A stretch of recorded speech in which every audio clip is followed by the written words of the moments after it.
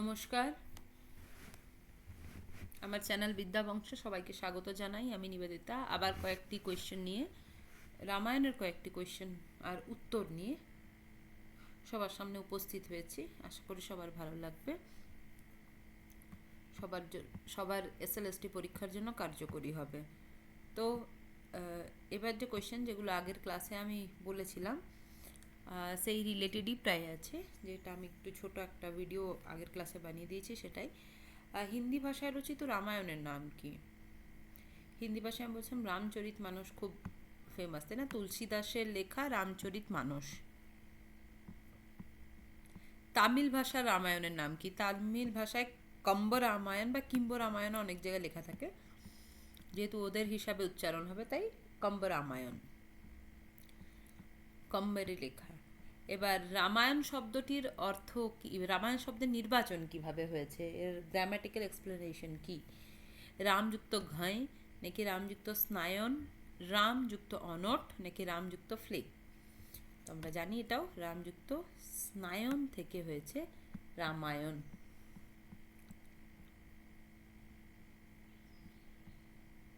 এটা মূর্ধন্য ষ হবে, স্নায়ন।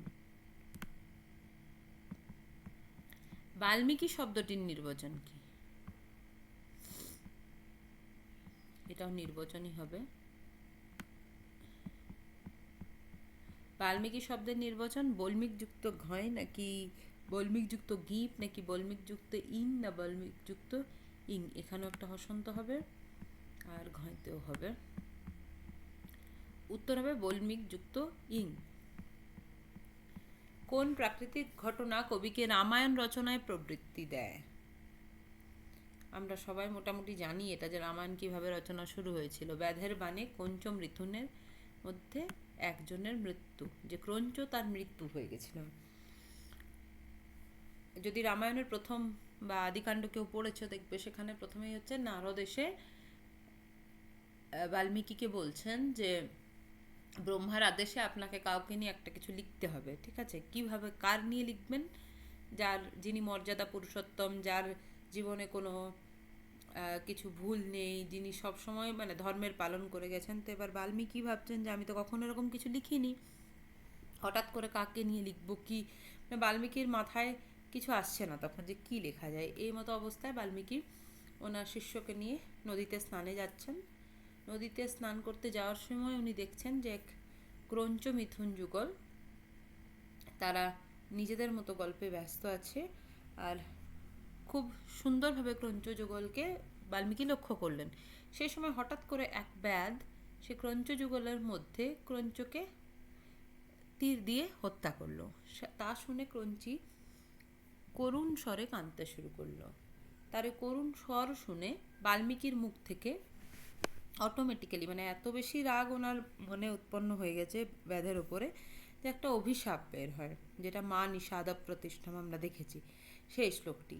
তো সেক্ষেত্রে ওনার মনে যে রাগ হয় ব্যাধের ওপরে, বা ওনার যে কি বলবো অভিশাপ বেরোয় মুখ থেকে, সেটাই শ্লোকের আকারে প্রথম শ্লোক হিসাবে আমাদের কাছে মানে উপস্থাপন হয়। তো এজন্যই এই ব্যাধের মধ্যে যে ক্রঞ্চ মিথুনের মধ্যে ক্রঞ্চের যে মৃত্যু, সেটাই রামায়ণ রচনায় বাল্মীকিকে প্রবৃত্ত করেছিল। সুন্দরকাণ্ড রামায়ণের কোন কাণ্ড? তো এর জন্য তো ট্রিক বলাই আছে, বালকটি আজ কি সুন্দর লঙ্কা উঠাইলো, মানে বালকটি আজ কি সুন্দর।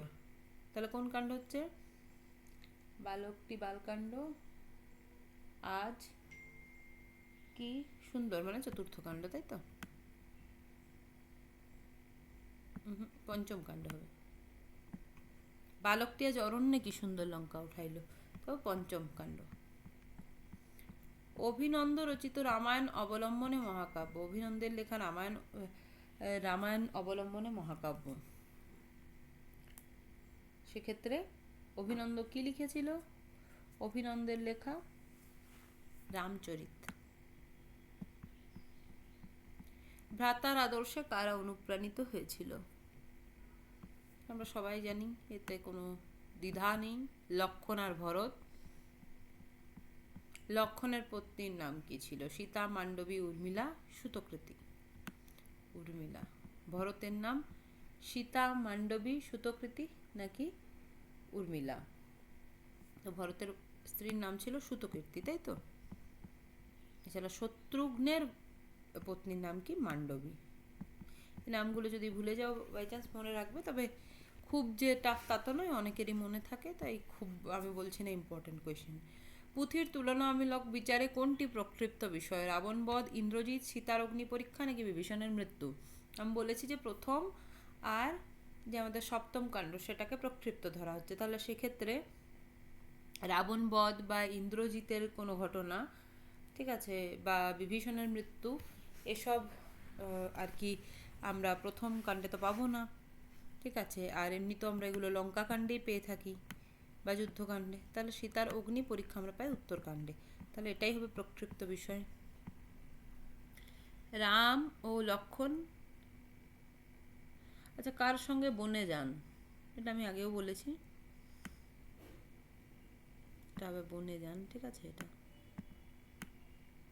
জঙ্গলে বা বনে যাই হোক, এটা বিশ্বামিত্র, আমি আগেও আলোচনা করেছি এই কোয়েশ্চেনটা। রামায়ণ অবলম্বনে ভাষ্যের দুটি নাটক,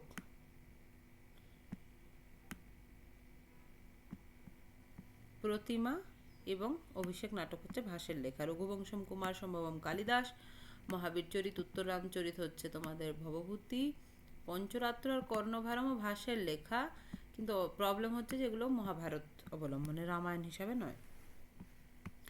রামায়ণ অবলম্বনে ভবভূতির দুটি নাটক এই মাত্রই বললাম, মহাবীর চরিত এবং উত্তর রামচরিত। রামায়ণ অবলম্বনে ভোজের রচনার নাম কি? চম্পু রামায়ণ। এগুলো কালমে সব এক একটা আলোচনা করেছি। পালি ভাষায় রচিত কোন প্রাচীন গ্রন্থে রামায়ণের কাহিনী বর্ণিত হয়েছে?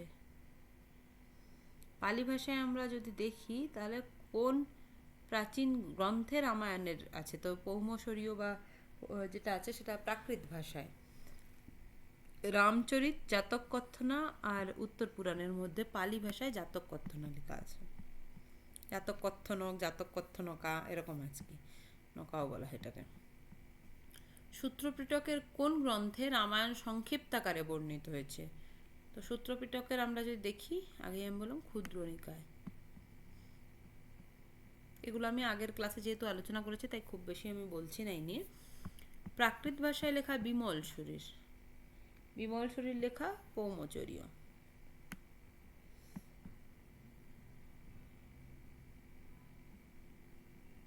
গুণভদ্রের লেখা কি এবার রামায়ণ অবলম্বনে? গুণভদ্রের আমরা কি দেখেছিলাম? উত্তর পুরাণ। এই প্রশ্নগুলোই আজকে এখন আলোচনা করলাম, আরও যে কয়েকটি কোয়েশ্চেন বাকি থাকবে পরবর্তী ক্লাসে আমি সেগুলি আলোচনা করে শেষ করবো আশা করছি। ধন্যবাদ।